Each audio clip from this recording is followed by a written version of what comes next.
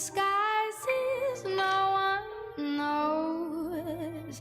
Hides the face, lies the snake, and the sun in my disgrace.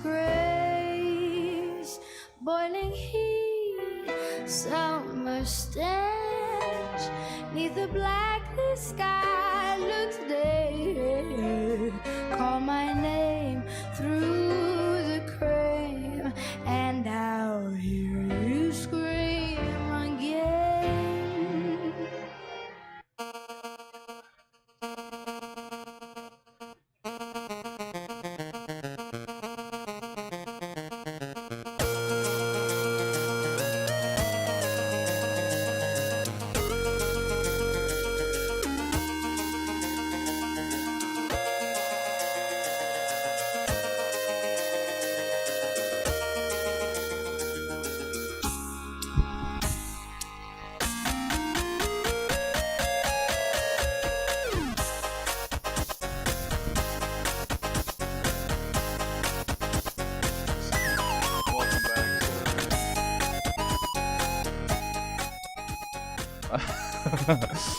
Welcome to the Stab Comedy Theater. It's time for Stab Under the Stars presents Bodi Pozi Comedy. Please welcome to your stage and screen, Derek Dozier. Hello. Thank you all for returning to Stab Under the Stars. Thank you for being here. We have real life audience again. Here at Stab, but for the first time on our show, a real life audience. Thank you for being here for our first real stand-up comedy show. My name is Derek Dozier. I am a medium brown person, as you may see before you. This medium brown person came to exist because two prison guards fell madly in love. Two prison guards loved each other so much, they decided, let's make a brown kid to hate at home, you know? They were good at their jobs, wanted to bring some work home with them. I'm also a medium gay person. You know, I'm a medium gay, and what that means to me is whatever genitals you have, I'd like to see them, you know, whatever you got down there. I just want to get really intimate, you know, and be supportive, but also see all the flaps and folds. I'm a medium gay person, and people say, Derek, what's that mean? That means if you want to fuck me, I want to fuck you. You know, that's my favorite flavor of person, is into me.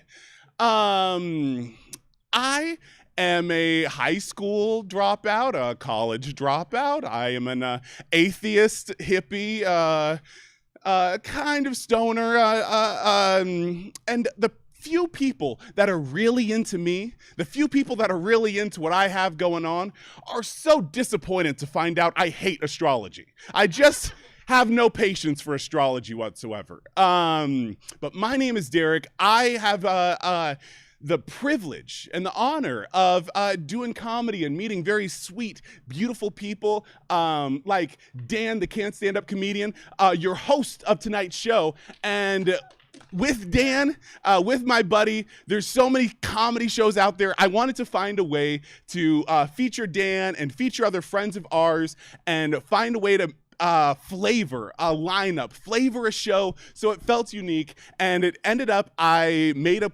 place for my friends to tell stories and talk about themselves, but also just do their comedy. But so we got people of color on the show. We got queer people on the show. We got gays for LGBT month. I'm one for Pride Month. Thank you. We're doing it. We're proud of ourselves. We're proud of you. I'm proud of my buddy Dan, who's been doing the show with me. Thank you for coming out. Please put your hands together for the host of the show, Dan, the Can't Stand Up comedian.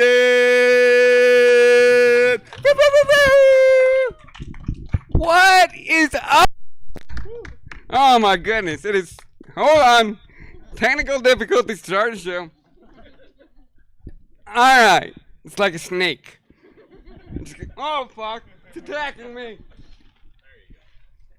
There we go. Oh my goodness, a live audience. Oh, I'm so happy, I'm so excited to see you guys. I'm not even gonna use the stage. I could get a running start and jump up. Anyway, as Derek said, I am Dan, the can't stand up comedian. I think pronouns are important, so I'm going to tell you my pronouns. They are he, him, and hot rod.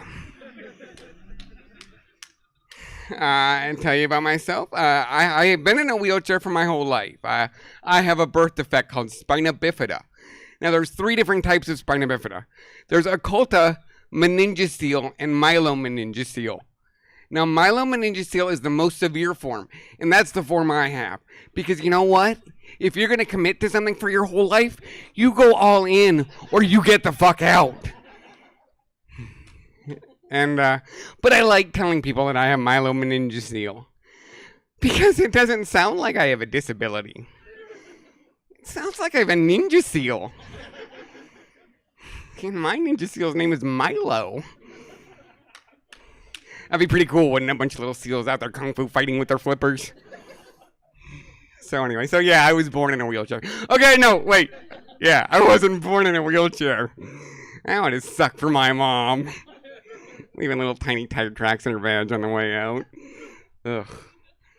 Although I was a really quick birth. I mean, once the doctor finished building the ramp, I just shot right out. It is kind of frustrating that, obviously the first thing people notice about me is my chair. Anytime I catch somebody staring at my wheels, it's just like, hey, my eyes are up here. You guys, I'm gonna tell you a new joke. I just wrote it a little while ago. You guys remember that movie Mac and Me? Yeah, I'm seeing it. No. Okay, I'll tell you. I'll tell you about it. Mac and Me. It's an old movie, so don't worry. I'm an old guy, so don't worry about it. So, Mac and Me was a movie about a boy in a wheelchair who met and befriended an alien. So basically, it was E.T. if E.T. had crashed into the children's hospital. So I did an audition for that movie to be in it. I read a scene right after the scene where this kid is at the top of the hill and he thinks he sees the alien down by the lake. So he gets a little closer. And he gets too close, and he starts rolling down this hill. And he just flings himself off the cliff into the lake. If you guys have ever seen Paul Rudd's movie clip on Conan, you've seen the part I'm talking about. And I'm going to tell you, my favorite part of that scene is the kid's rolling down the hill. It's just tearing towards the mountain. He goes to put on his brakes, and they just pop right off. They just come right off in his hand. Yeah, after that, the movie's called Mac and Me File a Giant Lawsuit Against the Wheelchair Company. I actually got the part for the movie, but I turned it down because I heard he had to do all his own stunts. I just celebrated 2 years sober. Thank you. Yeah, I had to quit drinking though because if I had gotten one more DUI in this thing, my wheels were gonna get impounded. Talk about a pub crawl. I'm having a hard time with it though. I'm not gonna lie. All those meetings are all in church basements. Downstairs. They're all 12-step programs. Where the fuck's the ADA AA program? I was out walking my dogs last week, and this guy, or not last week. Never mind. I didn't say last week. I was out walking my dogs, and this guy yelled at me. He said, "Hey, are you walking them, or are they walking you?" I said, "Actually, sir, we're competing in the wheelchair Iditarod." He said, "You did a what?" Sled dog race, sir. We're 100 miles on pavement, 2 dogs. I said, "Have you seen any other guys in chairs coming through here recently?"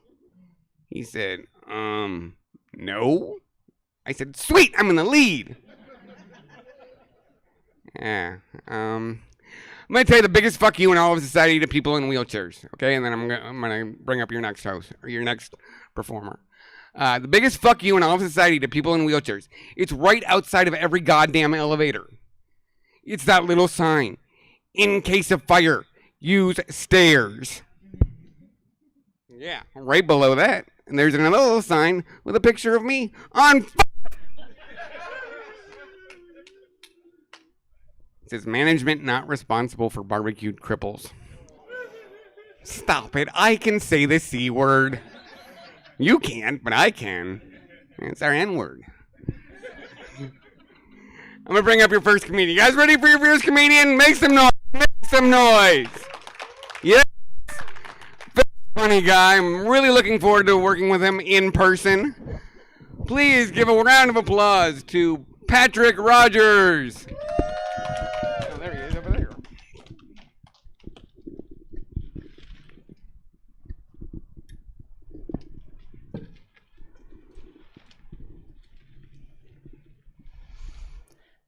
How did people feed babies before they invented airplanes?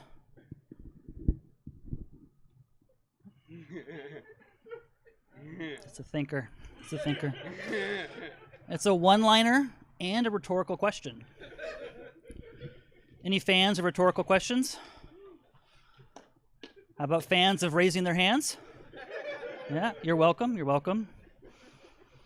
I don't know. Those are silly jokes, I know, but that's just the way I think, right? I kind of have these weird thoughts. Like the tags on the bottom of mattresses, you know? The ones that say, under penalty of law, this tag not to be removed except by the consumer. And I love those, right? Because they mean there are mattress consumers. And I'm not sure, but I think now I might have an idea about the source of America's obesity epidemic. Not sure. That joke was wordplay, right? Words can be fun. I think my favorite word is apropos. Apropos, any apropos fans? It rolls off the tongue, right? Apropos. Just wait. It rolls off the tongue. Just remember that. Which is actually good, right? Because if you think about it, that's what words are supposed to do. They're supposed to roll off the tongue, right? They're kind of useless if they don't. So apropos is very apropos. Like that, stupid. I know, stupid. Words are fun, though, like synonym. Anyone ever thought about the fact that not synonym doesn't have any synonyms? Right? That's weird. Palindrome isn't one.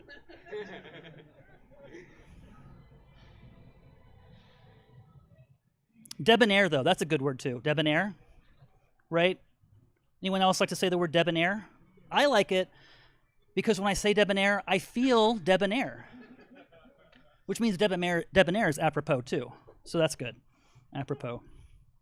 Apropos is a fancy word. That's the other thing I like about it. You can't say it without kind of wanting to twirl your hands a bit. Apropos. Apropos. But that's also bad. You got to be careful, though, because if you say apropos in the wrong part of town, you're likely to get beat up. So be careful. On the other hand, if you say apropos in the right part of town, you're likely to get beat off. So context is everything. Context is everything.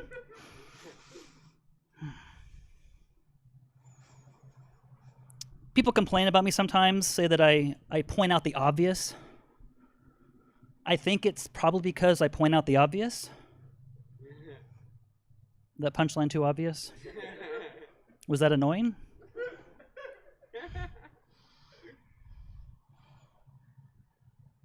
And I'm kind of curious about the corner stores you see around town every so often, right? Like, how are so many of them in business? I can't imagine the market for corners is actually that big. Sorry, most of the jokes today are pretty stupid. I think if I had a time machine, people think about this, like, where would you go? What would you do with a time machine? What would you do if you had a time machine? I think I would go back to caveman times. Now, hear me out, because I'm really curious what superpowers they got when they were bitten by that radioactive cave. Right? Anyone else think about that? Those are the things I think about. I would definitely not go into the future, though, because the future is scary. right? Heck, the present is scary. Right? Like, I do not understand kids these days, right? With their weird diets, the wheatgrass and the goat's milk and getting in arguments and butting heads all the time, walking around on 4 legs going, no, stupid. I told you they're stupid jokes. They're all stupid jokes. I think my favorite curse word is butthole.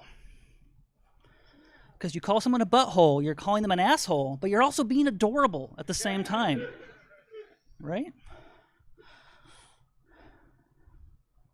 But butt and ass are not the same word. You got to be careful, right? Because I don't think it makes sense if you call someone an asshead. That doesn't make sense. That doesn't make sense. I do like the phrase that he couldn't tell his ass from a hole in the ground. I love that phrase because it implies that people are intimately familiar with their own asshole. Now, I don't know about the rest of you personally. Like, don't make me wrong. I love my asshole. I have the greatest admiration for my asshole. It's the favorite part of my morning. But I literally have never seen it. Right? I couldn't pick it out of a lineup. Describe it to a sketch artist. I won't do that. I won't do that. Okay, no more ass jokes. No more ass jokes. Scientists have invented a hybrid potato and tomato plant. This is cool, right? You can grow tomatoes and potatoes on the same plant at the same time. But see, this is the thing about science that bugs me, because they just do whatever they can without thinking about whether they should. Right? So now they're going to call this plant, get this, the pomato. Or pomato, I don't know. Right? And see, that's the problem with science. Now we've got this new word that no one can agree how to spell or how to pronounce. They don't think. The science also, they did a study where they found that they claim anyways, that people eat more in social situations, like at parties, than when they're alone. Now, I don't know about the rest of you. That's not been my experience. I have never, for instance, eaten an entire barrel of cheese balls with other people around. Right? Your experience may vary. And I don't know about the rest of you. I don't know how the rest of you are washing your farm animals. But isn't hogwash just water? Right? Hogwash. The phrase, I love the phrase, it blew his socks off, right? How that means that he was really impressed by something. It blew his socks off. Because here's the thing. If you think about it, you can't blow someone's socks off without also blowing their shoes off. And the only way I can think of blowing someone's shoes off is like with a massive explosion. So if you blow someone's socks off, he's dead. He's dead. Maybe that's impressive. I don't know. I have weird thoughts, so I get in lots of weird arguments. I was fighting with my friend the other day. We were having a discussion about what was the best 80s new wave recording artist. I was all Duran Duran, maybe Culture Club, but he was adamant. Kept saying, "Stand and deliver." That's my favorite joke in the whole set. Looking around, maybe some of you might need to ask your parents about that for the reference. If you think about it, chicken meat is the only meat we eat in nugget form. Right? You couldn't nuggetize beef or pork. The closest you can get are balls. That's as close as you can get. And we don't even call them beef balls, we call them meatballs, right? There's a reason we don't call them beef balls. If someone tried to tell me, "Here, taste my beef balls," I'd punch them in the face. Okay, I'm being overly dramatic. I probably wouldn't punch him in the face. I don't want to kink shame anybody. That's not what I'm into. But I would definitely use my safe word, right? Like a guy comes up to me and wants to try, you want to taste my beefy sausage? I'd be like, yes, please. But he comes up and asks me to taste his beef balls. Red.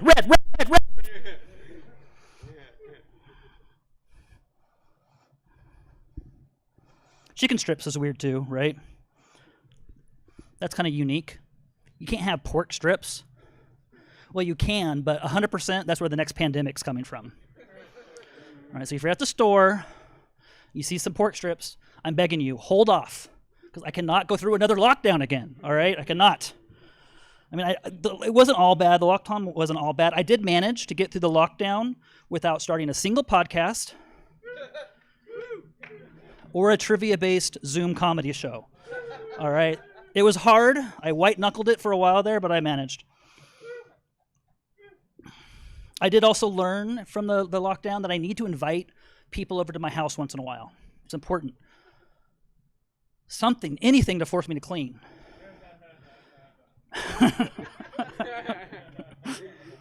And I know people kept telling me during the lockdown it was important to exercise, right? Stay active, keep your energy up, keep your mood elevated. So apparently I learned from that happiness feels a lot like having a sprained wrist and a dislocated shoulder. But that's good to know. I do also, from the lockdown, I learned I hate anti-maskers, right? And anti-vaxxers, actually. But I'm trying to have some empathy. I'm trying to get beyond the hate. I keep telling myself, it's not them, it's their stupid, stupid beliefs. Right? They're simple Christian folk, jealous of their freedom, and they're worried that mask requirements is the first step towards tyranny.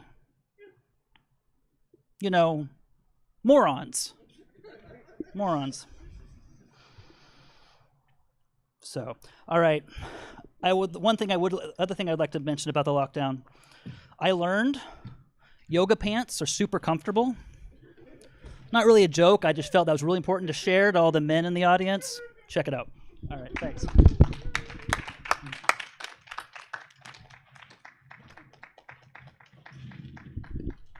One more time for Patrick Rogers, everybody. I know the one thing that I really agree with Patrick about is the best kind of words are the words that roll off your tongue, for sure. Hey, I should have done this earlier, but I wanted to wish my wife a happy anniversary. It's our 15th wedding anniversary. Yeah. 15 years later, you people still ask me, is your wife also in a wheelchair? I don't go around asking you guys, hey, so does your spouse also ask really fucking stupid questions? No, she's not in a wheelchair. She has a fetish for them. My lady likes her role play. All right, I'm going to bring on your next comedian. Your next comedian, ladies and gentlemen, is one of my favorite comedians and one of my favorite people. I love this guy. Please give a huge round of applause to Willie Travis.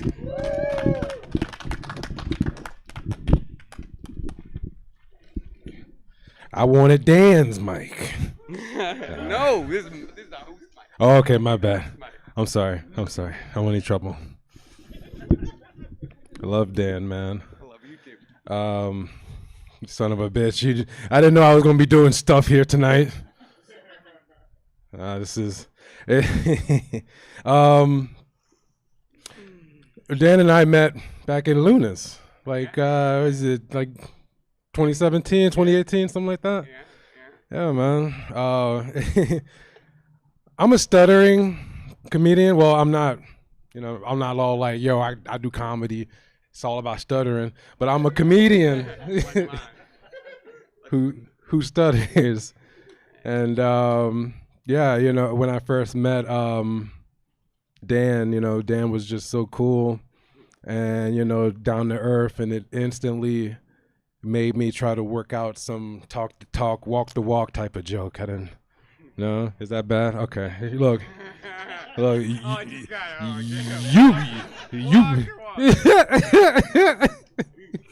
you brought me up here. No, I'm just...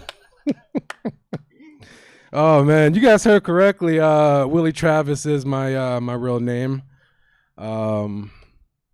Not too sure what my mother was thinking, but I don't know. I have the name of a runaway slave who maybe ran away to pursue country music.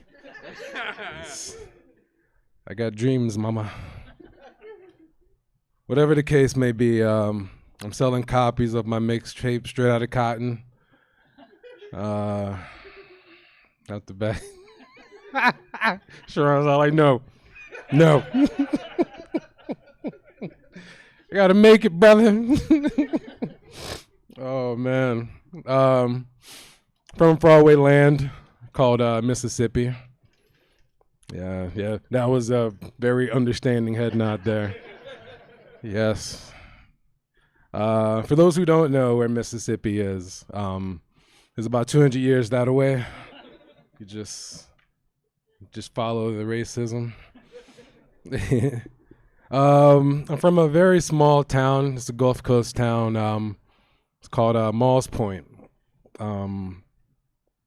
Just recently found out that my little town was just ranked number 2 worst city in the entire state of Mississippi. Yeah, shout out to my street cred. Hey. Yay. You know, I need that. That's what I use to keep the fear in white people. You gotta.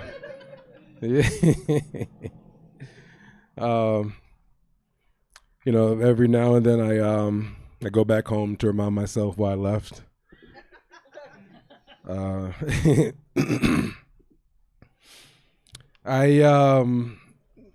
went back home recently, and I don't think my family respects me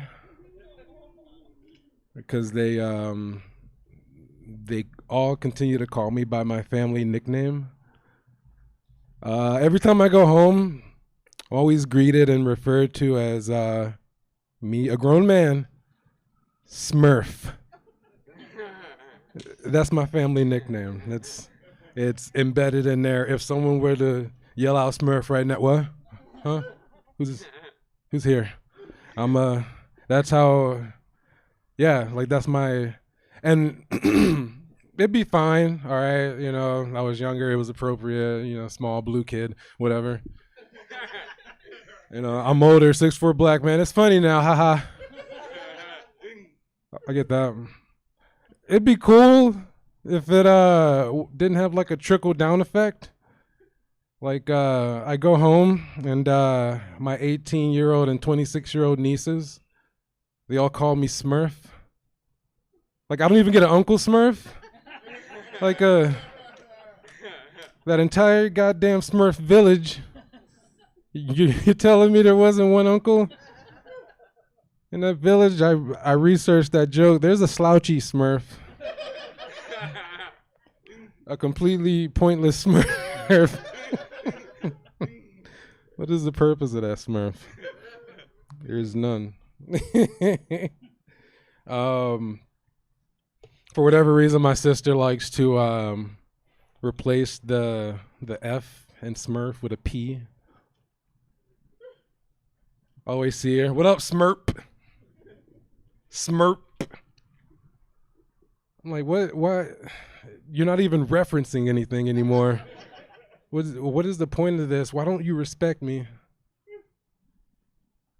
I'm a grown man, is what I want to go with. That's what I'm thinking inside. I'm afraid of my family. Punk ass nieces.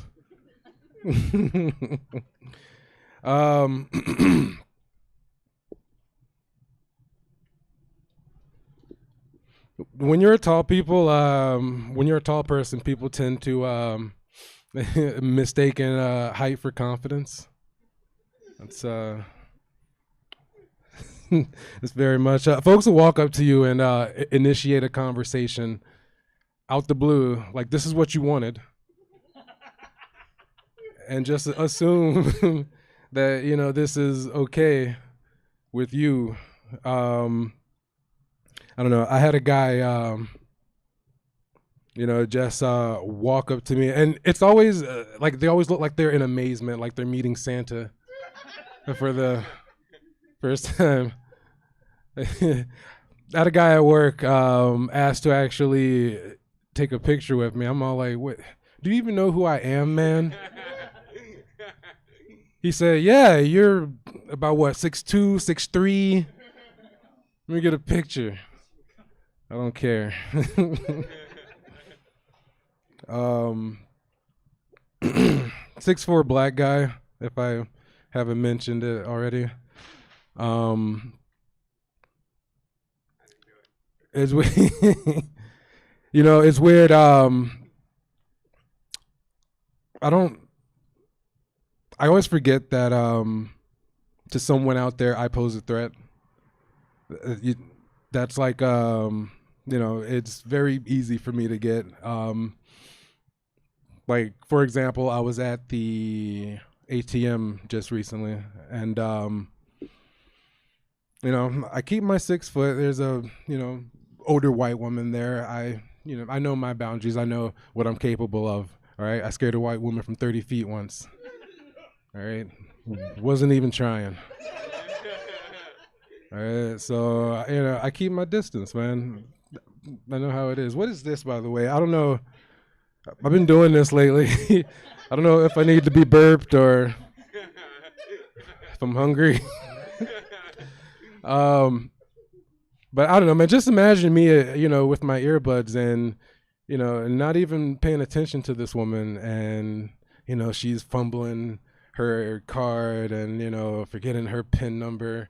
I don't know why she stopped. Maybe she's getting cash to tip her barista. I don't know what white women do with their money. But how am I supposed to feel during this racial tense moment when within my earbuds, all I'm hearing as I witness this is oh oh oh oh oh oh oh oh oh oh oh oh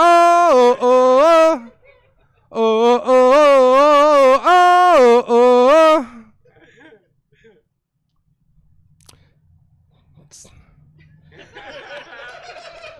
Thank you, guys. I'm Willie Travis. Good up for your host, Dan and Derek, guys. Thanks so much for having me here.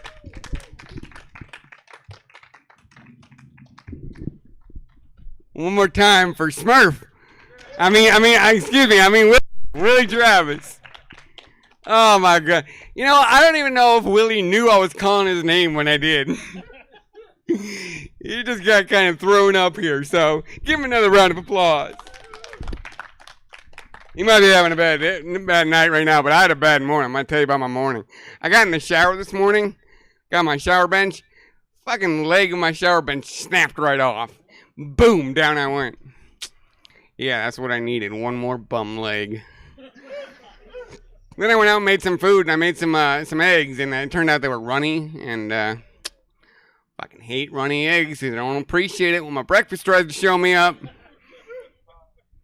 All right. I'm going to bring up your next comedian.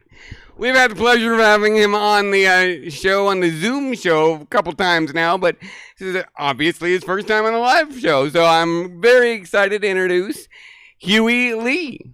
Woo. You're not, oh, there you go. Okay. Yeah, your turn. Your turn. I should have noticed he wasn't sitting there. Oh, it's okay. You're good at that. You're really good at that. I tried. We should get a camera on that next time for sure. Just that wheelchair work deserves applause. Yeah. Give it up. Oh my God. Firstly, fuck you, Patrick. I don't know a word you were talking about. Yeah. And I'm really nervous. It's my first in-person show since COVID. Oh, I was so nervous. I had to, jerk off in the bathroom to stay calm, Yeah, and I forced Derek to watch me, Yeah. Yeah, you want to be famous, you have to do it right, Yeah. Oh my God, I was worried. I was a little worried, my old jokes might be a little too old. But then I got on Twitter, I saw that, Trump is also having one of his first rallies in a few months, and he's still talking about Hillary today. I'm like, okay, I think I'm okay. Yeah. I stayed home for so long. I almost because I'm also unemployed and also have this COVID. So basically, I stayed home so long. I almost forgot how to pee standing up. Yeah, my wife doesn't let me stand up and pee at home. That's but of course I'm also lazy. You know, I prefer sitting there and relax. Yeah. So yeah. Anyway, what was it?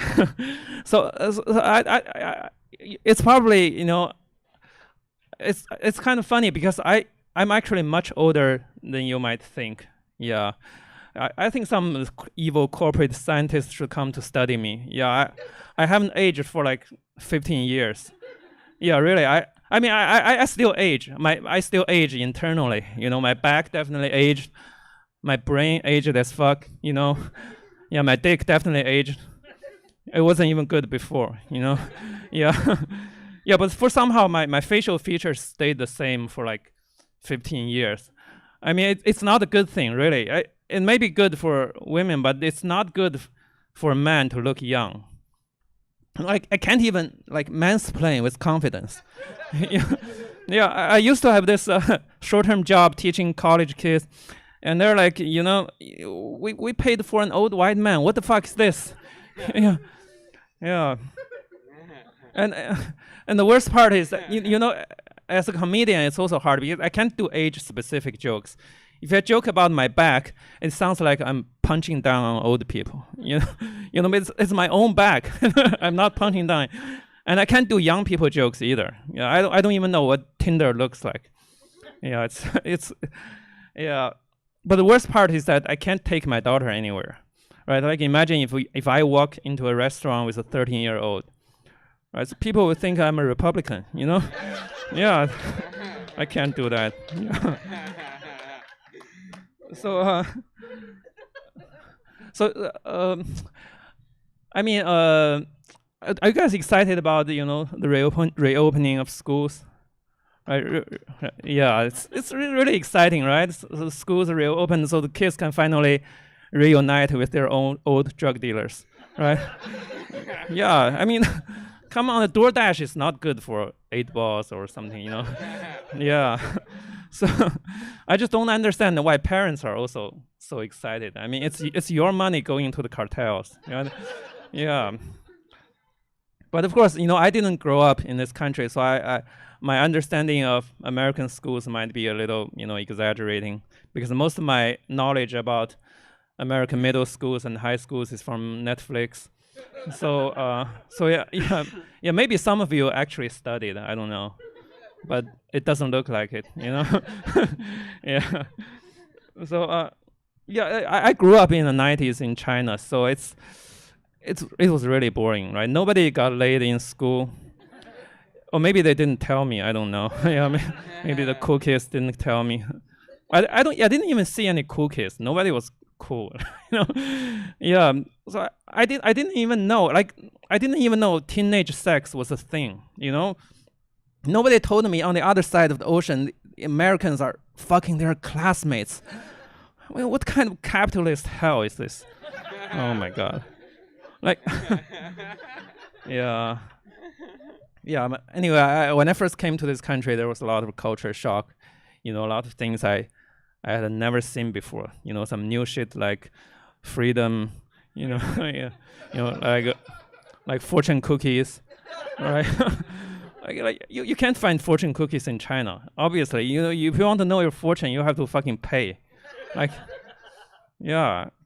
I wonder how fortune tellers even survive in America. Right? They have to compete with free cookies. Yeah, yeah, and the accuracy is about the same. Yeah. Yeah, and in case no one told you yet, orange chicken is not Chinese food. Okay, like. The first time I went to a Chinese restaurant, I was like, I didn't know what to order, and I saw these two white folks. They were really confident. Let's get some orange chicken. Yeah. So I was like, whoa, that must be really good. Yeah. And so I ordered the same thing, and the waitress was kind of perplexed. How come this Chinaman is getting ideas from the white people? But it turns out I was totally shocked, because not only there was no orange, but there was no chicken. What kind? What? It's just basically some carbs and coated with more carbs, and shaped like shit. Yeah. Yeah. I mean, we eat a lot of crazy shit in China, obviously, but like pig ears. I still eat pig ears and, chicken hearts or something like that. But we're not crazy enough to eat orange, no fucking chicken. Yeah. Oh, my God. Yeah, but of course, what I found is that, China and America also have a lot of cultural similarities. Right? A lot of things, even though they look really different, but some things are really similar. Things like, homophobia. Yeah. Sometimes I ask some folks in China, what's your problem with gay people? You guys don't even read the Bible. Where do you get the idea? Like, yeah, and yeah, I see some straight men on TikTok. They're like, I'm not dating trans women. I'm like, are you kidding me? The trans people I know are so much more pickier than straight men. They have no intention of dating douchebags. Actually, the least picky group is the straight men, right? Straight men are just not picky at all. They can literally date their own sheep. Like, oh my God, those poor creatures. Yeah, and even if trans people want to date you, they won't force you, right? They won't force you. The only group who doesn't understand no means no is straight men, right? Yeah, just ask those poor sheep, Yeah. Yeah. Oh my God. So, oh yeah, one of the things another culture shock I came here is that, sometimes people ask me to do, some people back in China ask me to learn some Kung Fu, to protect yourselves, all these anti-Asian crimes. I'm like, there's no point of learning Kung Fu. Everybody has a fucking assault rifle. Yeah. Yeah, when you have guns, a lot of things are really different. I don't know if you guys remember the last battle scene in the Harry Potter movies. Right, so all these cool wizards, waving their wands at each other, right? Super intense, right? Yeah, but the story would be really different if Lord Voldemort had an AR-15. Right? Yeah, that would just become a normal school shooting, right? yeah, like a disgruntled alumnus, Yeah, it's just so typical. No matter what one you have, you can't really fight an AR-15, really. It's not even close. So so the last thing I want to say is that, have you guys noticed that all mass shooters have one thing in common? They all have one thing in common. I'm not talking about guns. Of course, they all have guns. Can you think of another similarity?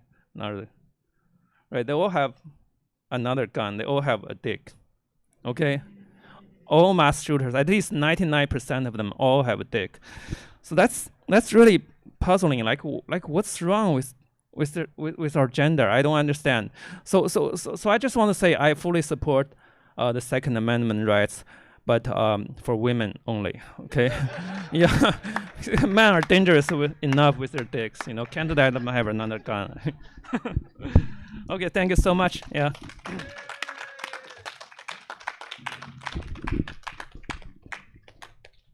Oh, okay. Huey Lee, everybody. Huey, I agree with you 100%. I don't like standing up on a pee either. We're just going to go ahead and keep this show rolling. We're going to bring up our next comedian. I'm going to tell you, he's one of the funniest comedians in town. I'm so happy he's here. Please welcome Jesse Rivera.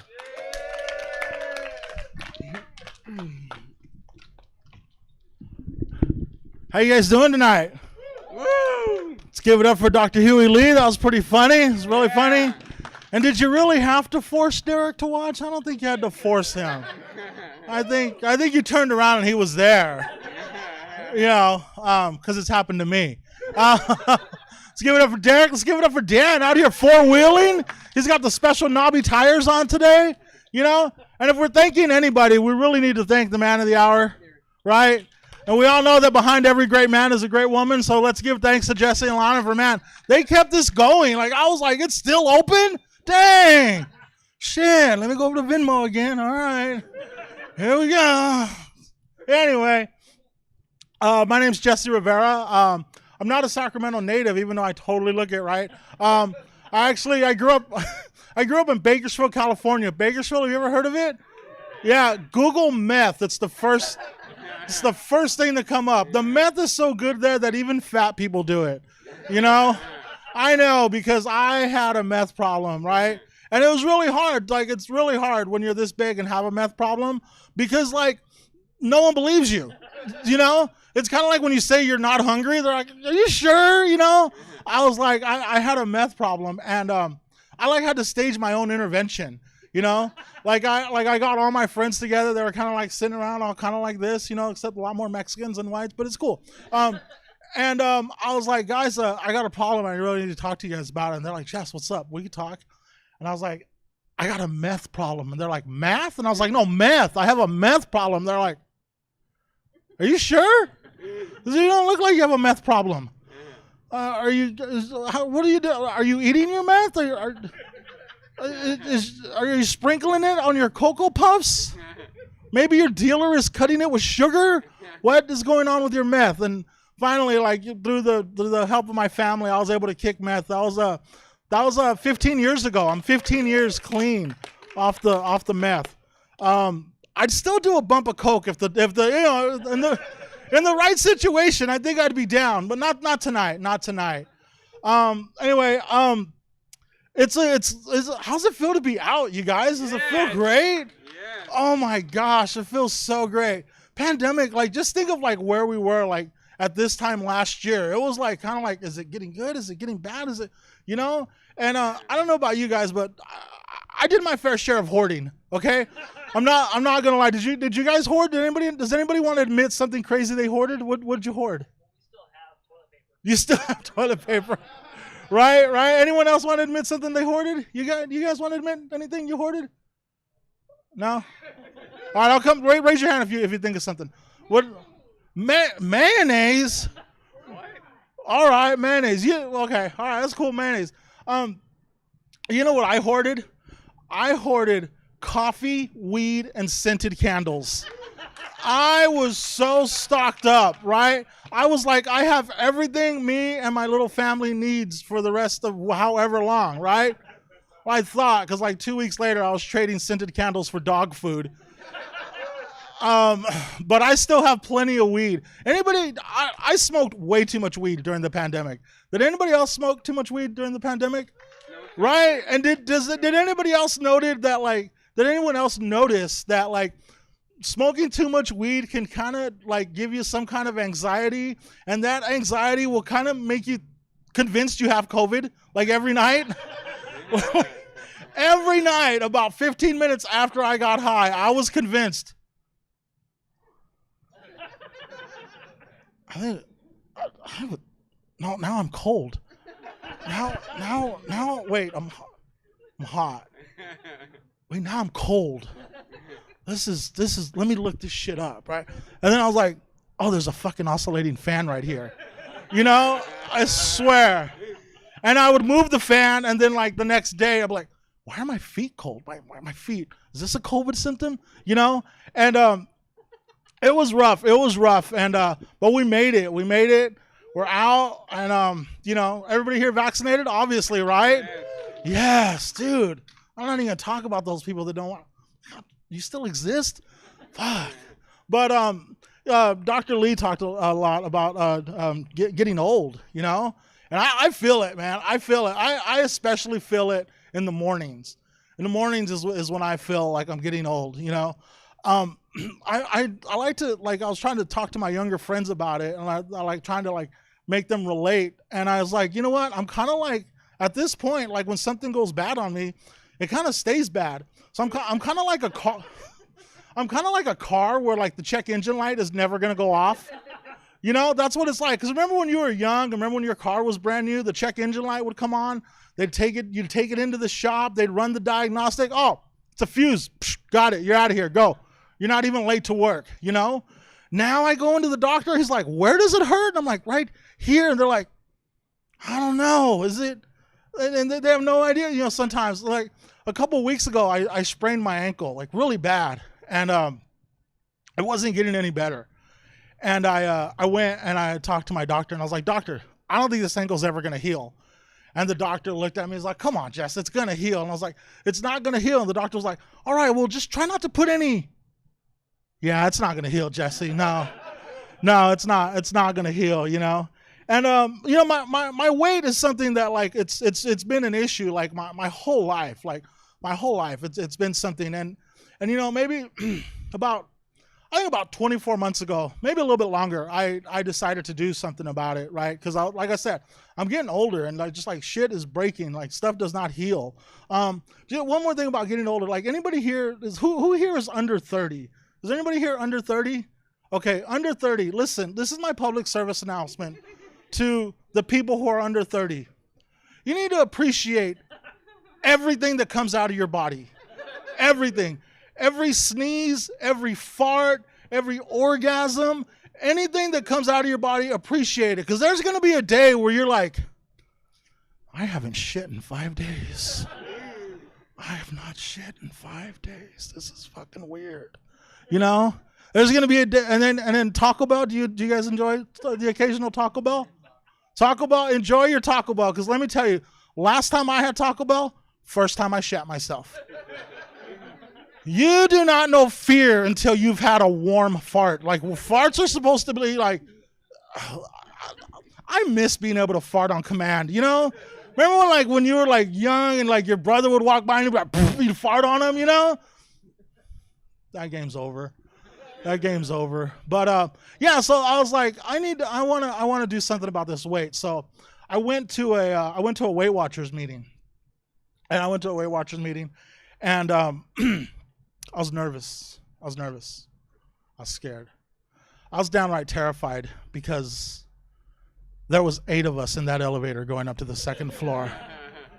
You know, and it said maximum capacity, and I was like, some of you younger motherfuckers could really take the stairs. I have a bad ankle, you know?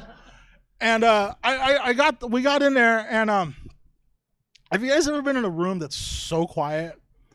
Like you could hear the lights buzzing, you know?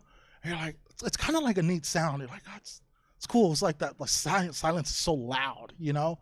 Well, this room was kind of like that, except it wasn't the lights we heard buzzing, right? In this room, all you could hear was,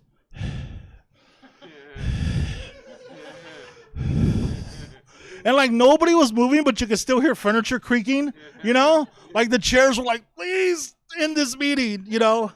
And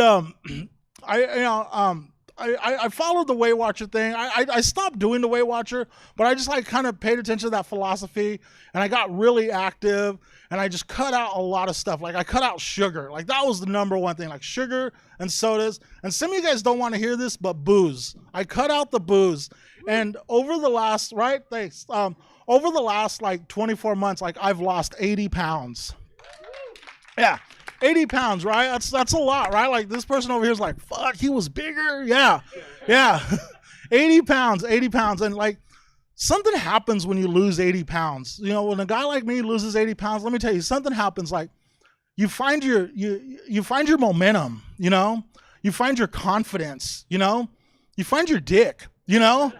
And man, like I looked down, I was like, Chiquito, where you been? You know, he like looked up at me, he's like, hey, let's go get laid, you know. So I started dating. Like I started dating a lot, you know. And at first I was like, let's be smart about this. Like I'm old. Like I still have a lot of health conditions. Like I'm gonna date a nurse, you know. Because it'd be important to like date someone who can like see the early signs of a heart attack, you know. Like that's important, but it kind of backfired because not only does she like know the early signs of a heart attack, but she also knew like the early signs of diabetes, hypertension, like all the other stuff. Like we'd be making out hot and heavy, and she'd be like, "Put your arm out." What? Put your arm out. And like she would check my blood pressure, and she'd be like, "We're gonna have to calm down. It's too high. It's too high. What'd you eat today? You know." So I stopped dating that, and then I was like, you know what? I'm gonna go young and dumb. You know. I wasn't trying to point at anybody. I was like, I'm gonna go young and dumb, you know. So I started dating this girl that was like a lot younger than me, and I was a little bit worried because like I was like, am I gonna be able to keep up, you know? And but I give great oral, so that usually is like that you know evens it out, right? So everything was going great. I thought everything was going great. But one morning she looks over at me and she's like, babe, you think your doctor would say it was safe for you to take Viagra? And I looked at her, I was like, babe, my doctor doesn't think it's safe for me to take the stairs. He isn't going to want to let me take Viagra. She's like, please, could you check? Because I was like, okay. You don't need to get into the whole but. I understand. I think I know why you want me to take Viagra, you know? So I went and I was talking to my doctor and I was like, hey, doc, how about you break me off a little Viagra? And doc was like, hey, how about you start taking some stairs? And I was like, oh, come on, doc. And he's like, like I explained to him the whole situation and he was like, all right, I get it, right? He was copacetic, you know, to use a big word. I heard you guys like big words. And so he went and we're in his office and he walks over to like his cabinet or whatever and he grabs like some Viagra, like a sample packet of Viagra, right? And he starts walking back over to me. And as he's walking back over to me, he stops sounding like a doctor. And all of a sudden, he sounds a lot more like a friend who's about to give me a real powerful edible. You know what I'm saying? Like, he's like, look, Jess, I'm going to give you this, but don't take the whole thing. Take like half and wait an hour. See, better yet, just take like a quart. Guys, before I knew it, I was microdosing Viagra. And we were having ourselves a good old time, you know? And I'm from Bakersfield, man. I started chopping that shit up and snorting it. Oh, man, the drain, you know what's up. Yeah. Yeah, that drain. And it was going good. But then here's the thing about the Viagra is that, like, it's, like, solid. Like, you last, like, yeah. No complaints, right? But when you're done. Done. Sleep. It's time to go to bed, right? But one time, like, I guess I had finished and she didn't get a chance to finish. And, you know, I got to do what's right, you know? So she's like, you're going to have to go down on me, Jesse, because I did not finish. I was like, all right. I was tired. I was dog tired. I was so tired. And I fell asleep while I was going down on her. Right? Now, here's the thing. I have a little bit of sleep apnea, right? So, like, if I fall asleep on my side, I'm good. I sleep through the night, no problems, right? But if I fall asleep on my stomach, you know, I do this thing where I'm like,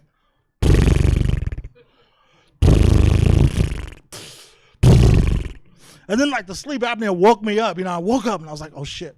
I was afraid to look up because I was like, she's going to be so mad. I fell asleep in her, you know, and I looked up and she looks down at me and she's like, shh, go back to sleep. You weren't done. Hey guys, I'm Jesse Rivera. Thanks a lot for having me out here tonight. Thank you, Dan. Thank you, Derek. And I gotta go. Thank you. And keep it going for Jesse. Thank you, Jesse. Thanks, guys. Uh-oh, snake attack. There we go. All right. Hey, before I bring up your next comedian, I just have to address one thing. Mayonnaise? Fucking mayonnaise? Hoarding mayonnaise? Really? Because no, this is my wife. I've known her for 22 years. Where the fuck is the mayonnaise? Just get it out of the house.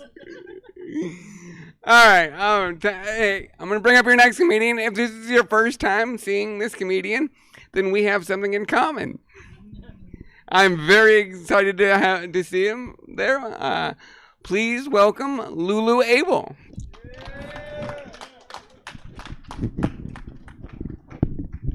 Oh, wait, I don't need to give you the mic. That's right. Thank you. Thank you very much. I see we're doing tall jokes tonight. Right? Walked in the right time. Yeah. If you think you're having problems, man, it's a cool stage. It's a cool setting right here. Sorry I'm late. I'm used to Oakland crowds. Normally they say the time will start at 8. It starts at 9. We're in Sacramento. I need to get adjusted, you know. Real quick, these lights remind me of when you're having like a wedding in your backyard. It'd be the exact same lights. Man, where do I start? My name is Lulu. I'm from Gambia. That's why I have the accent. I'm tall, 6'6", 6'7". I don't know. I stopped counting. Shit. I love being tall, but short people just make that shit annoying. Like, bro, that shit is annoying as fuck. Like, especially when you have this tents, especially with COVID happening and stuff, and you have all these tents outside in the walk path. I hate that shit. Because the tent normally be like 5'10", 5'11", and I gotta like duck under the tent the whole time I'm walking by. Like, it's ridiculous.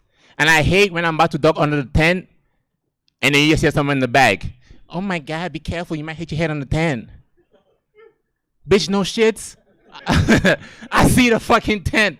Like, I'm trying my best not to I'm trying to do it cool, you know what I mean? Before everyone looking. It's like seeing a fat person about to eat a donut and being like, hey, if you eat that, you're gonna get fat, you know? No shit. I haven't seen my dick in 20 years. What are you talking about? Be careful. Just need to mind your business, man. That's what I'm saying. That just mind your business. You mind your business, we can be cool.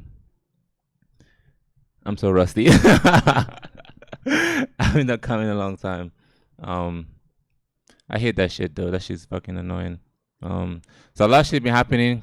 Quarantine happening, COVID. That was cool. Stuck in the house. I did a lot of fucking this quarantine. I ain't gonna lie to you. I'm just go straight to the point. Fuck the bullshit. I did a lot of fucking this quarantine. I tell you right now. I did so much fucking. My hips have abs. I got 2-pack right here. But one thing I didn't realize about women, man. Women, they be horny. Like, women be horny. Women be horny. They ain't ready to go at any time. You hear me? They ready to fuck. It don't matter what the occasion is. Oh, baby, just looked at me. Let's fuck. Bitch. This is our 5th time. Shit. My fucking ribs is hurting. I haven't eaten shit. I'm skinny as fuck. These all due to poverty, by the way. Like, I'm broke as fuck. When you broke, bro, you be on a diet. I'm telling you, trying to lose weight, shit. Come live with me. We gonna be slim. We gonna be slim fit. But this COVID though, it really revealed a lot of shit. Like, if you think about it, cause America really revealed what it truly is. If you think about the amount of things that ran out, toilet paper, potatoes, dildos. You nasty, horny motherfuckers. You hear me? Other countries are out here trying to get weapons, trying to get pepper spray, some shit. We think the aliens are coming. You know what Americans do? Man, we need some goddamn potatoes. And you know the women were so horny, so they had to get them some dildos. Prostitutes were out the roof. Like, I'm telling you, a lot of shit was going on. I started living with my girl. That shit's annoying. When women love you, like, they don't understand boundaries. Like, sometimes I need space. Like, you need to back the fuck up. Like, honestly, you need to get the fuck out of here. So sometimes I just make excuse just to get the fuck out of the house. Babe, you see my keys? Fuck, I lost my keys. I'll be right back. No, you don't come. You stay here in the house. I'll go in the car and look for the keys. You stay here. Nah, not my car keys. My work keys. These are my work keys. Yeah, that was a little joke. But a lot of fucking happened. A lot of fucking. So I had to get the fuck out of the house. So I got me a job, and I work at Amazon.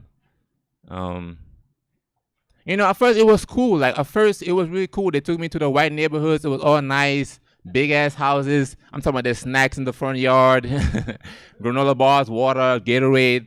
It was like a whole pig. It was like I was going to brunch. Really, I wasn't really stressing. Like, women come out of the house. Hey, would you like some lemonade? Oh no, thank you. I cooked some croissant. Croissant?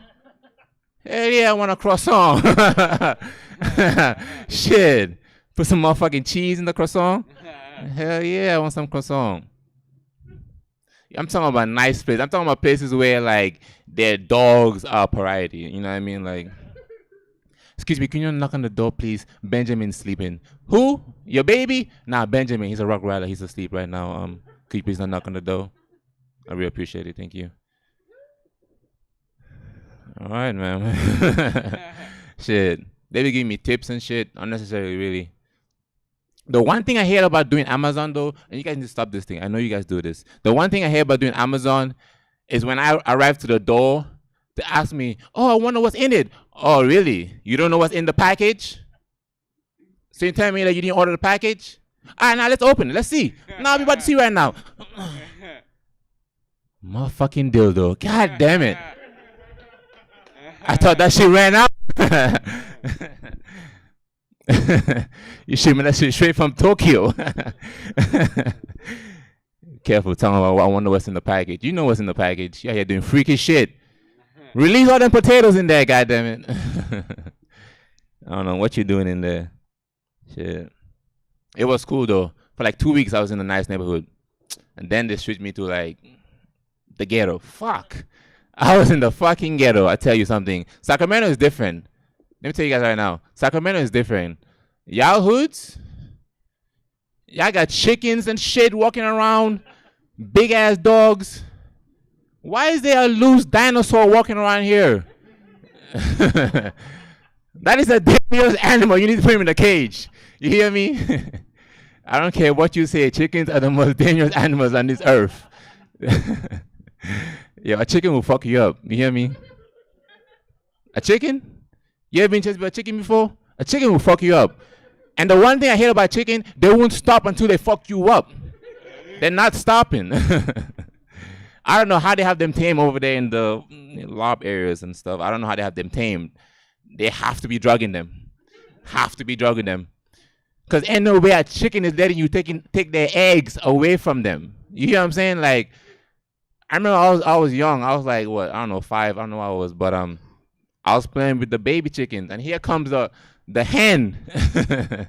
The fucking hen attacked the fuck out of me. Yeah, till this day I'm scarred. Like, I don't even eat chicken. Like, I'm the first black person in history that do not eat chicken.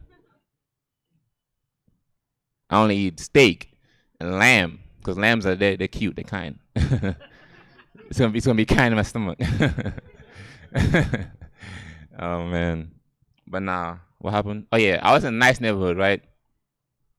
Oh yeah, I'm in a dangerous neighborhood now, right? Okay, with the chickens. With some big ass dogs. Yo, let me tell you something here. Why is your German Shepherd walking around this motherfucking neighborhood? Motherfucking pit bulls and all type of shit. Is that a fucking mixed breed of a wolf? He needs to be in the house. You hear me? Not in the yard, in the house. I need to call somebody about this. This is not cool. They be walking in the streets like they own the streets. I'm telling you. Hey, who you looking for? Oh shit. Address 6106 right there. Oh, all right. Go ahead. They're so ignorant in the ghetto. They're so ignorant. Like, I remember this one time I was delivering to this one package, and the house was like right there, and this lady came out of nowhere. Hey man, you got my package in there, man? Oh shit, let me check. Keisha. All right, let me check. Nah, you don't have a package. Are you sure, man? Come on, man. I know I got a package, man. Come on, man. Nah, you ain't got no. Come on, man. I just see if you give Greg a package. Just give Greg a package. I need a package too, man. What the fuck going on, man? Let me get a package. Did you order it?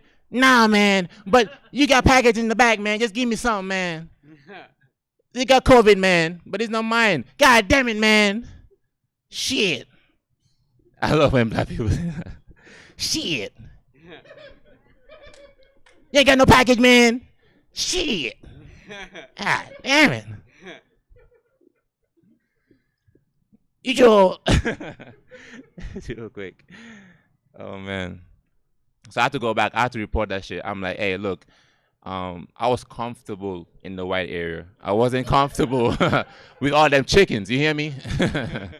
So we need to work something out. Like, I know you might be confusing me with a different type of black. I'm not that type of black. I'm a black that loves soccer. You're confusing me with a black that loves basketball and Kool-Aid. I like Kool-Aid, but I don't love Kool-Aid. So you got the wrong black. You hear me? You take me back to the white side. Oh shit, I think that was the time from God. Stay your ass in the black side, my guy. Alright, I'm out of here, man. My name is Lil. I'm out of here. Keep it going. I don't know, Lulu. If a chicken's chasing me down the street, I'm gonna hate eat that bitch just out of spite. You know, chase me, I'm gonna deep fry your ass. You guys having fun? Let me hear some noise. Let me hear. We have got one more comedian for you tonight, and I am so happy to have her here. She's also been on the show as we did it for the last year, and so I think this is the first time we've gotten to work together in person, so I'm just as excited as you are. Please put your hands together for for Auntie Vice. Hey, thanks, Dan. Thanks for having me out. I love being on this show. I'm Auntie Vice, and it's good to be here in person. I've been on Zoom for the last year and a half. I had a different response to the whole COVID thing than most people did when it started. I felt really superior. I have multiple chronic illnesses, and so for the last 8 years, an illness has ruled my life, has limited when I can go out in public, and because it's an invisible illness, people keep telling me it doesn't exist and I don't need to do anything about it.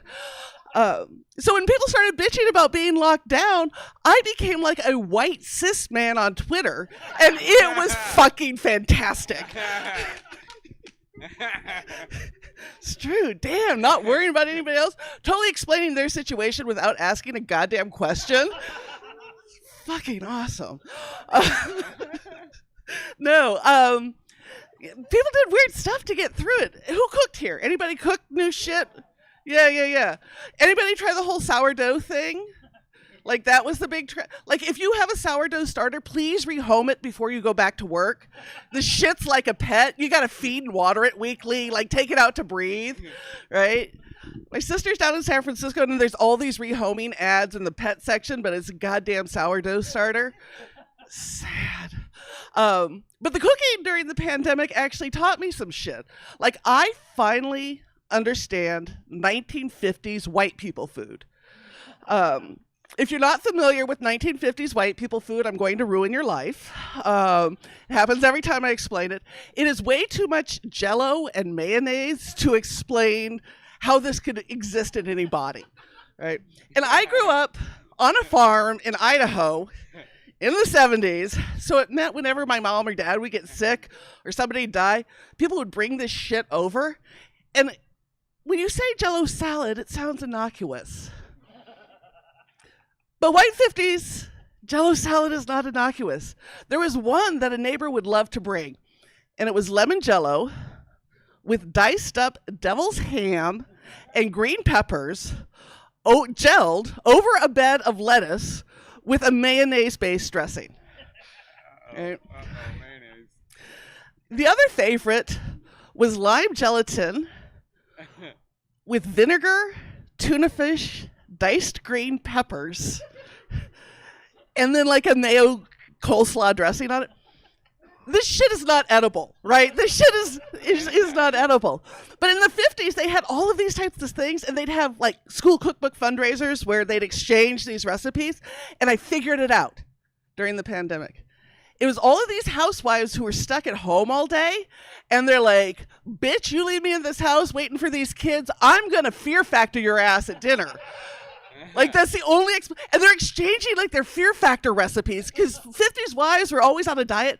No, I'll just eat my rice crackers. You have that tuna lime hell concoction that not even the cat will eat.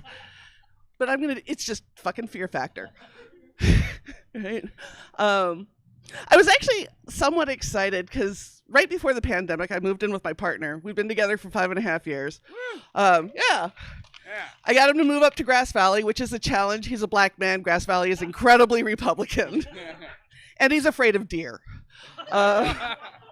He's an indoor boy and has been declawed. He will have a steer. Deer will be out by the car, and he's like, ain't fucking going out to the car. I'm late. But it meant he got to work at home. So I understood the advantage of this situation, because we could have sex in the midday and like no have to run back to work. Like, I was stoked, right? So we started doing this. Was cool. But like a year in, it doesn't like, I like weird sex, obviously. That's not a fucking surprise. There were rumors in grad school I was paying my way through as a dominatrix. It's true. No, but I did something much darker. I worked for Philip Morris's Political Action Committee. Way less respectable. More money, but less respectable. But after like a year or so, you got to add some new stuff in. And during the pandemic, I lost a fair amount of weight, and he gained it. And one day, giving him a blowjob, I've been down on my knees, and I start seeing him stick his stomach way out, look down and suck it back in, and way out. Like, I stopped. I'm like, babe, what the fuck are you doing? He's like, I'm seeing if I can get it out far enough that I don't see you. We now call this the stranger. He has his own portable glory hole. He just blows it out big enough, and it's a surprise who comes up underneath. I just gotta get better with switching wigs because I really want to fuck him up and come up with a different look when he's done. No, I love it. It makes aging easier. Well, easier for me. Doesn't make it easier for him. I am actually completely gray. I have no naturally colored hair. He's just started to go gray, and when it started coming in, I'm like, oh, babe, like, you fucking gentrifying. Those whites are pushing out all the blacks. We got real deep into the civic planning metaphors for his aging. Wasn't true. Of course, I'm aging, and with women, I knew parts of aging that came with it. Like, I have large tits. I have very large tits. They're H cups. I can smuggle a growler of IPA under each of them. At least this is what I tell white podcasters to get a date. Tell a white podcaster, you tell them you're smuggling an IPA, and you're fucking there. No, and I knew they were going to fall because it happens, right? And it did. Like, at 21, my breasts were like that Midwestern girl who hasn't been disillusioned with life. They're like looking you in the eyes going, where's the party? Now at 47, they're like just old New Yorkers. Their eyes are on the ground. They're trying to get from one place to the next without getting harassed. Like, that's the whole goal. It is. I remarkably relate to them that way. I did have to have a mammogram recently. After 45, you got to do it every year. I am now convinced, after having several of these, that your mammogram tech needs a jar full of Mardi Gras beads. Like, you remember when you were a kid and you'd go to the dentist and they give you a toy afterwards? I think after you get your tits smashed, they should give you Mardi Gras beads, and by the time you're 70, you have this fabulous collection. Like, I think it's a missed opportunity. But this one was the first one that came back with an abnormality. And, I wasn't too worried, because I think my doctor heard me after the last one, because I went in for one 2 years ago, and they did it, and it comes back and it says, chest unremarkable. I told my doctor, I am not okay with that. I have H cups. My chest has never been called unremarkable. And you fucking put it in writing. So, I think it might be a response to that. But of course, your brain goes to the worst possible thing. And okay, so if this is cancer and I have to have a double mastectomy, what am I going to do? And I had made a decision. If I do the reconstruction, inside one of the breast implants, I want a little tiny fish, plastic fish that looks like Nemo. And that way, when I'm getting felt up, they can, ooh, you just found Nemo. The other one, I want like a face pressed up against it just to fuck up the mammogram tech from then on, so it looks like somebody's trying to break out of my breast. I don't know. These are things I think about. I've been at home by myself too long. I did the other thing that people do during the pandemic. I went down YouTube holes. This was not good. This has convinced me that Planet of the Apes is the next movie that's going to come true. No, seriously. Like, I started with one thing, and it's like showing these monkeys smoking, and they're like, this is why you shouldn't smoke in zoos. And these monkeys have fucking cigarettes, and they're lighting them and smoking them. Okay. And then the next video was like a monkey cooking a marshmallow over a fire that they had started. And they've like learned to cook. And then one was like, and the monkey actually building a fire. Then another one was, a chimpanzee that had gone in and stolen a saw from a local village and was like building its own housing.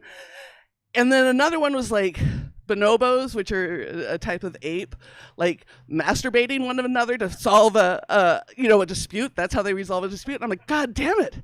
They've created suburban lesbians. Like, y'all, I'm looking at an audience. I'm pretty sure most of you can't build shelter and make fire. As a former lesbian, I can do both. I have the Allen wrenches to prove it. A couple of you guys are talking about problems with being tall. So I'm 6 feet as a woman, which is tall for a woman. My ex-wife was 5 feet tall, right? We made quite a sight, and it was great. So we divorced a decade ago now, and right after my new partner and I started dating seriously, I got a chance to teach in New York. So I said, hey, babe, I know you've always wanted to go to New York. Conference is already paid for my hotel, my airfare and stuff. If you pay for your own airfare and food, you can come with.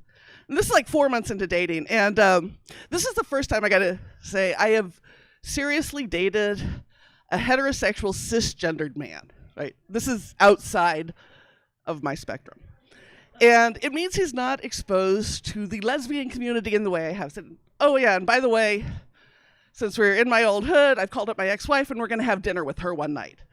And she's bringing her new girlfriend who's trans and just transitioning. So and he's rolling with it. He's like, this is great. This is great. This is great.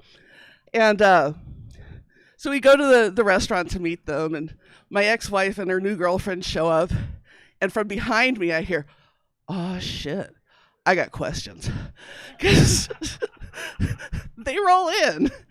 And not only is my ex 5 feet tall white woman, to which he had to say, well, how did I happen as a 6'2" black man?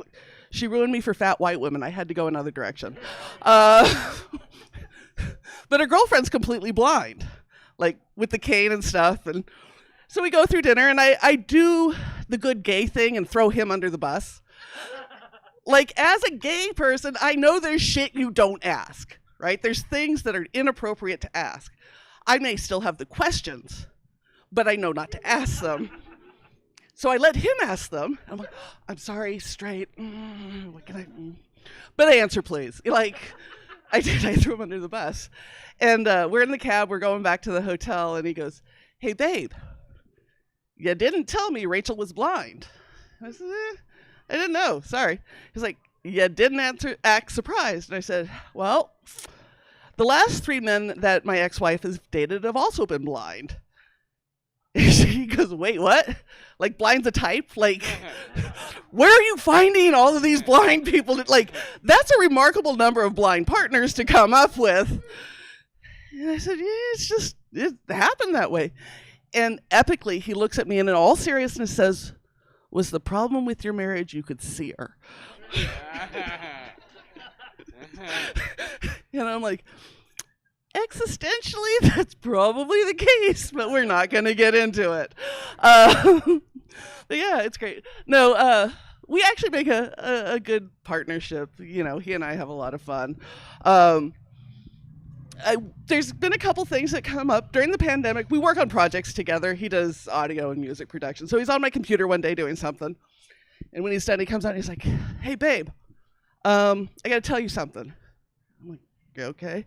He's like, yeah, I found your sex tape on your computer. And I said the exact wrong thing. Which one?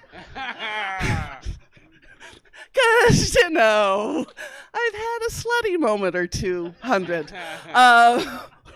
No, like I tell people, the average in America, the average person sleeps with 8 people in a lifetime. And for me, it's a well-scheduled Pride weekend. Like, y'all aren't trying. Y'all need to get your Google calendars straight. Like, I don't know how 8 is a number. Like, it seems like you're just underachievers. But it pays off, right? It has paid off. Because he'll ask me, because, you know, I teach kink and sex for a living and stuff, and this was not his community. And, you know, like 2 nights ago, I had my tits out and was pouring wax on him in San Francisco for shits and giggles. And so he'll ask me from time to time, like, hey, why why are you still with me? Like, I said, because we're making a great couple and you're fun and you're great in bed. And he'll look at me and he's like, are you just saying that? And I've said, no. I've slept with enough men to have a statistically relevant sample of men in the United States. And I was so happy to see Patrick here tonight because he can do the math on that. And if you can't do the math on that, I'm sorry, your student loan debt is not justified. Nah. I sometimes I become a snob when it comes to graduate school. No, so for those of you who don't know anything about me, I teach kink and sex for a living. And that was not what I went to graduate school for. I got my doctorate in political psychology. So my parents are real proud right now. And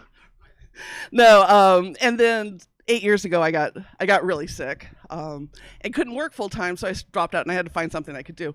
Turns out, writing porn is a real profession. I had never written a fiction story until I was 40. I'm 47 now, and I have 22 of those like Fabio cover bodice ripper shit you get at. I gotta tell you, that is way more fun than politics. No, it is. It makes for a fun living, but it makes for a very, very different life, right? But yeah, so we've been together for a while. And I gotta say, you learn some things when you date interracially. Mostly, you learn which ones of your friends are still really racist, right? And because they'll ask. I get friends who still ask, "Hey Beck, is it true? Are black guys really bigger?" And I am a big believer of the more information you have, the less racist you'll be. So I answer honestly. I say, "Yeah, my man has an absolutely enormous credit score." Because it's true. I'm telling you, after 40, fucking 800 on an Equifax beats an 8-inch dick any day. Right? I can get a car loan with this motherfucker. No, it's true. It's true. But yeah, and it's weird because my white friends will still try to prove how down they are with the race. Just stop. It's fucking pain, because they'll show you photos of them with their black friend or black Hispanic friend, and these are like it gets to a level of embarrassing. And I know when he's uncomfortable with him because he switches over to his white voice. If you don't know what a white voice is, you don't have the black friends you think you do. You have black people you do not have black friends. Let's be specific here. Because I heard his white voice. That is something. It's like, your partner has a face they make when they're shitting, right? But you could go your entire relationship without ever needing to see that face. But I heard him switch over to his white voice. And I'm laying in bed one day during the pandemic, and fucking Steve from Staples shows up in my living room because I hear, "Hi, Susan, it's good to meet you today." "Oh, it's great to be here with you too. Yeah, I'll circle back to you on that." And I'm like, I am in some kinky role play shit, but I cannot fuck Steve from Staples. Like, that is a lady boner killer. Like, and I'm like, who the fuck is Susan? No, it's fun. We're making it work during the pandemic. I have gotten to know a lot more about straight men since I've started dating him. I managed to go blissfully through most of my life with only occasionally interacting with straight men on a regular basis, which, as a big-titted woman, is a real godsend, because my interactions had not been very positive. But the more I get to know about straight men, the less I understand them. So one of the things I do is I go out to bachelor and bachelorette parties, and we'll do like sex ed, and here's how to have great sex during your marriage, and blowjob tips and all of that. And one of the things I do is I break the ice with weird science facts, right? And one of the things is, if you were born with a scrotum, your scrotum and your anus have taste buds. It's true. I know some of you are currently trying to taste your underwear. I can see the faces. They get really focused. You don't have a nerve that goes from there to your brain to interpret it, but you do have taste buds. So I'm at this one party, and I say, hey, your scrotum has taste buds. And one dude goes, okay, guys, if you come over to my house in the next week, ask before you eat anything in the refrigerator, because I'm going to be trying shit out. Now, I understand if you find out your scrotum has taste buds, you're like, hey, let's go dip it in some whipped cream and see what's going to go on. Let's dip it in some orange juice. Like, I understand that impulse. That makes sense to me. What I don't understand is putting it back in the refrigerator. That is a step I do not take. Because your balls are like a theater floor, right? You know that shit's there. It's in the dark. Right? When it gets sticky, you need to clean it. But there is no fucking 5-second rule. You drop your milk duds at the theater, you do not bend down and pick them up. That's just the same with your balls, guys. I don't get putting it back in the theater. Or back in your mouth, back in the theater. That would be a rough theater. Yeah, no, it's strange as I've gotten to know straight men. And the best is I love fucking up their worlds, right? Because I love to tell stuff. But then I came across a scientific fact that really enhances their world. So they've actually now done 2 studies, longitudinal studies, and they've looked at women who swallow during BJs versus women who don't. And they find that women who swallow semen during BJs are statistically happier than those who don't. And the theory behind it is that the extra exposure to testosterone and male hormones is what increases the level of happiness. The only people who are happier than women who swallow during a BJ are men who have a statistically relevant science sample to tell them to swallow during a BJ. Okay, I'm anti-vice, everybody. Have a good night.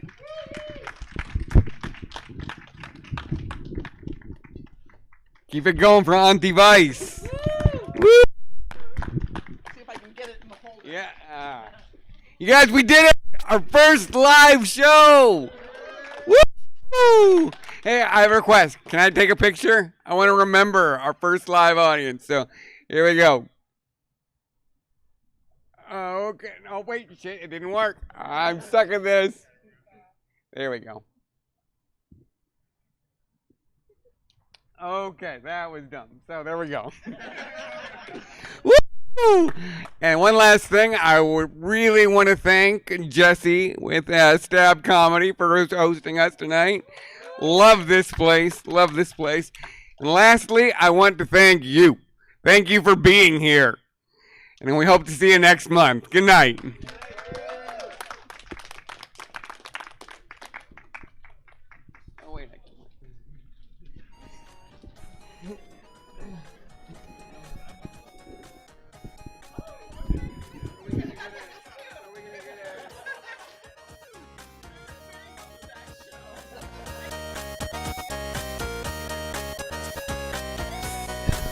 All right. Thank you, everybody. That is all we've got here at Stab tonight. Thank you guys for tuning in. Let's see if there's someplace we can send this remaining Twitch audience. Oh, there's so many people doing stuff right now. Oh, where to send you? Well, how about... Oh, I don't know. Somebody pick something. This is too much of a decision for me. Let's send you down to Pack Theater. Why not? I don't know what they're doing, but hold on for Pack Theater. And we will see you guys tomorrow. We're doing another live remote tomorrow at 5 for the Suzette Benetti Show. We're going to the Downtown Commons, I don't know, outdoor space.